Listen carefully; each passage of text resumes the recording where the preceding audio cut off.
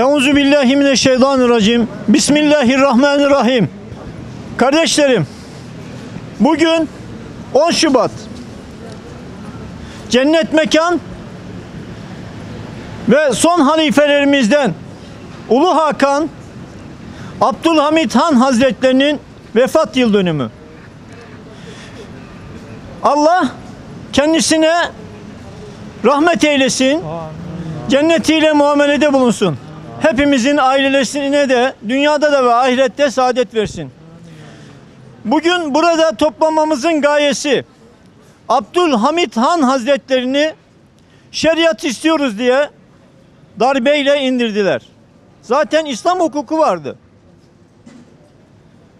Bugün Türkiye'de, Boğaziçi'nde, İstiklal Caddesi'nde, Türkiye'nin birçok üniversitesinde affedersiniz eşcinsellere özgürlük istiyoruz diye haykırıyorlar.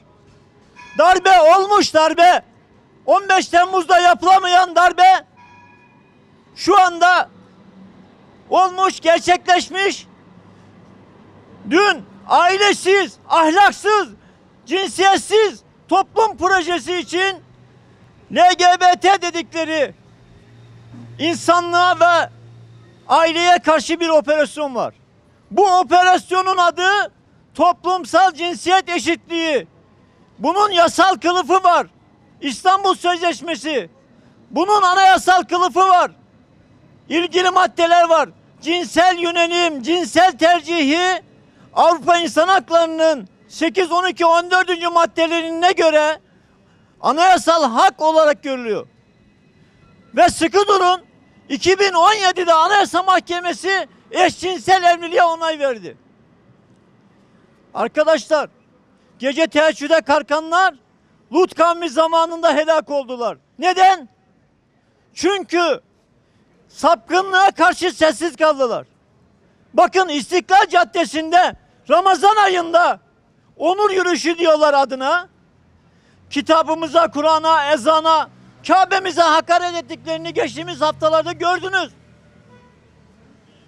Biz Türkiye'de 1/1000 olan eşcinsellerin hakkını mı yoksa Müslümanların %99 olan oranı hakkını mı koruyacağız? Bakın yeni anayasadan bahsediliyor. Aile hukuku İslam'a uygun değil. 17 Şubat 1926'da İsviçre'den aldık. İsviçre'den aldığımız tarihte de Mecelle kanunu yani İslam aile hukukunu çöpe attık. Bu ne aymazlıktır. Bu ne gaflettir. Devletimizin ilgilerini, yetkilerini göreve davet ediyoruz. Vazifeye davet ediyoruz. Buradan devletimizin başkanını uyarıyoruz. Nasıl sizinle görüştüğümüzde 1 Haziran geçtiğimiz yıl Haliç Kongre Merkezi'nde iftarda size aynen şunu söyledik.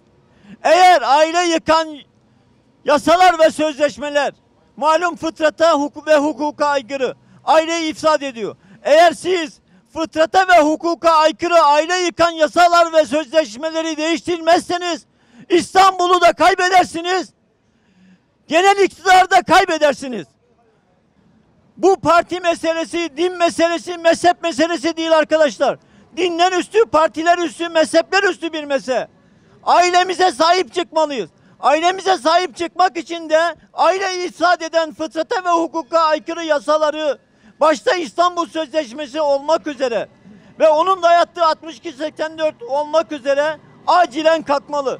Yeni anayasa tartışmalarında ve ittifak görüşmelerinde tüm partilerden ricamız şudur ki görüşmelerde İstanbul Sözleşmesi konusunda nasıl bir tavır alacaklarını, kaldırıp kaldırmayacaklarını müzakere etmelerini istiyoruz.